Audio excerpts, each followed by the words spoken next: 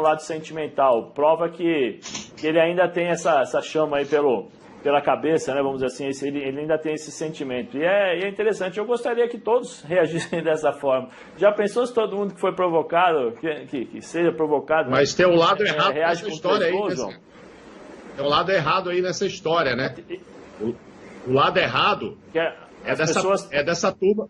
Essa turma da arquibancada, né? Até onde a gente sabe eram conselheiros que estavam ali, porque não tinha torcedor. Torcedor pode falar o que quer. Ali são o quê? Convidados ou conselheiros que talvez nem deveriam estar ali. E segundo, parece que tudo isso foi porque ele pediu um cartão amarelo num lance aí, né, para o jogador do Santos. E um lance de jogo, ele pediu um amarelo. Alguém fez uma falta, ele pediu um cartão e esses conselheiros não gostaram. Ué, acharam que era falta de respeito, pediu o cartão contra o jogador do Santos. Ele está jogando ali pelo Flamengo. Então, assim, eu acho que começa tudo errado dessa turma estar lá e falar. Se é convidado para assistir numa situação dessa e que não tem torcida, você tem que ficar na sua, né? Você não pode interagir, xingar técnico, xingar jogador, etc. A princípio, acho que nem deveria estar ali. Não sei em que quantidade que estava. Mas o Mendel mandou no sábado uma mensagem para o Pedro Ivo, que a gente está no programa, dizendo que não era torcida, que devia ser um camarote de conselheiros. Então, pior ainda, não é para se manifestar. E segundo, né, o Gabigol falou, respeita vocês, respeitar o quê? O que gerou isso foi pedido de um cartão, um lance do jogo. Então, só porque ele vai jogar contra o Santos agora ele não Mauro, pode falar nada. Não está certo isso, né? Ô Mauro, um detalhe interessante, e eu concordo plenamente com tudo que você acabou de dizer, Mauro, assina embaixo. Mas, no meio de semana anterior, alguns dias antes disso aí na Vila Belmiro, aconteceu a mesma coisa na Arena do Grêmio em Porto Alegre. O Gabriel foi provocado, ele saiu mostrando lá os 5, né? Lembrando da histórica goleada do Flamengo em cima do Grêmio. 5-0 na semifinal da Libertadores. A diferença é que naquele dia ele não fez tantos gols, né? Ele não fez gols como fez na Vila Belmiro. Agora, por que isso acontece? O Gabriel, ele é indiscutivelmente, se não é o melhor, ele é um dos principais jogadores do futebol sul-americano. Ele tem números extraordinários, mas ele mexe com as torcidas.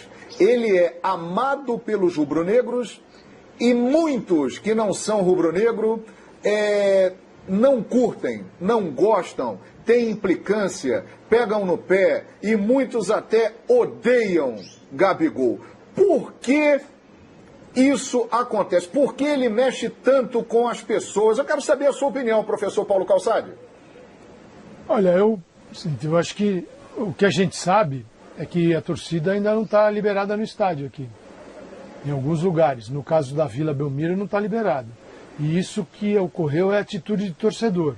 Inclusive, eu acho que o STJD deveria se manifestar em relação a isso. Porque é o seguinte, você não pode ter torcida e há torcedores, eles estão lá. Então, como é que é? Vai liberar para todo mundo? Existem torcedores privilegiados? Como é que faz para torcer? Porque eles estão lá torcendo. O Gabigol está jogando futebol. Né? A gente não pode tirar do jogo coisas também que são do jogo. Que ele incomoda, ele incomoda, porque ele faz gol. O cara que faz gol incomoda profundamente. Só não incomoda o time dele. Ele incomoda os outros 19 no campeonato. Se ele jogou na Vila, se ele é de Santos, problema do Santos. Hoje ele é do Flamengo, gente. Vai fazer o quê? Eu vou respeitar. Não vou fazer gol em vocês hoje, porque eu nasci aqui. Quer dizer, tem umas coisas no futebol que a gente não pode tirar. Ele é extremamente competitivo. Ele, quando está no campo, você percebe, ele está possuído. O erro do Gabigol é quando o Gabigol começa a arranjar treta com o árbitro e o adversário dentro de campo e começa a tomar amarelo de graça e vermelho. Aí ele está totalmente errado. Agora, o cara que está lá fora, se você tem um estádio com 20 mil pessoas, a Vila dificilmente chega a isso, e estão ali xingando, faz parte. Você não vai poder também, com o estádio cheio, né, limitar ou dizer o que cada um pode falar ali fora. Aí tudo bem. Aí o Gabigol tem que ficar na dele. Agora, com o estádio vazio, sem torcedores, proibida a entrada de torcedor, e mesmo assim tem torcedor enchendo o saco do Gabigol, peraí, tem alguma coisa errada aí. E nesse caso não é o Gabigol. E a resposta dele é que ele continue dando esse tipo de resposta em todos os gramados, que ele saiba usar isso.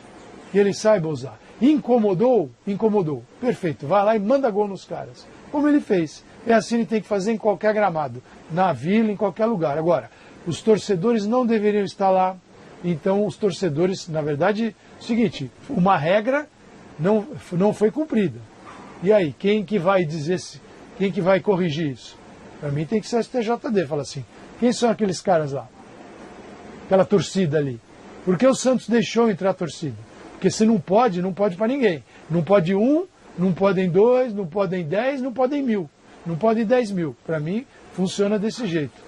Mas não encher o saco do cara também, que aí é o fim da picada. Ele que tem que ficar dando explicação depois. Pois é, rapaz. Por que Gabigol é tão odiado pelos rivais? Ele dá o que falar. Ele lembra muito jogadores dos anos 90, dos anos 80, jogadores que eram amados pelas suas torcidas e que as outras torcidas implicavam, pegavam no pé. Ele é polêmico e dentro de campo ele é um grande jogador, um grande artilheiro. Agora, Renato Gaúcho, que também era assim, hein, diga-se de passagem.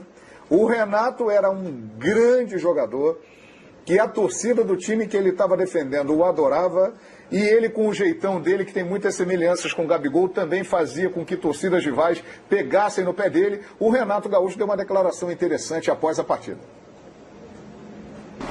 Às vezes ele encontra também os chatões do outro lado, né? Só a gente sabe o quanto ele é chatão aqui, né? Mas ele levou na brincadeira, até porque ele jogou aqui, conquistou também. Na época que eu jogava, eu sempre falava, no momento que o adversário está te provocando, porque eles te respeitam, eles têm medo. E eu acho que o mais importante de tudo, que não só eu, mas todo mundo fala pro Gabriel, para ele se preocupar somente em jogar, foi o que ele fez. Fez 3 gols, poderia ter feito até o 4º, 5º gol, mas está de bom tamanho. Olá, torcedor rubro-negro, tudo bem? Olha só, o Flamengo repete a tática usada para trazer Filipe Luís, para conseguir trazer também Davi Luiz. O Flamengo cerca Davi Luiz, namora abertamente com o zagueiro e se anima com a possibilidade cada vez maior e iminente de um acerto com mais um nome de peso no mercado da bola. As conversas se intensificaram nos últimos dias e o Fla adota uma tática de convencimento para seduzir o jogador. A direção do clube entende que a transação passa mais por uma escolha de vida do que pelo aspecto financeiro, visto que vir para o clube representaria uma mudança radical para alguém que está há 15 anos no futebol europeu. A situação se assemelha muito ao episódio que culminou com a vinda de Filipe Luís. Na época, os rubro-negros deixaram claro seu interesse e procuraram não esticar a corda para ter sucesso no final. O lateral esquerdo amadureceu a ideia com familiares e optou pela aposta de um retorno ao país. O defensor já trata a possibilidade como real, mas dá passos de forma cautelosa, antes de bater o martelo. Segundo a imprensa de Portugal, o Benfica, clube que estaria interessado em sua contratação, já é carta fora do baralho. Para essas e muito mais notícias sobre o Mengão, fique ligado aqui no nosso canal Mengo News.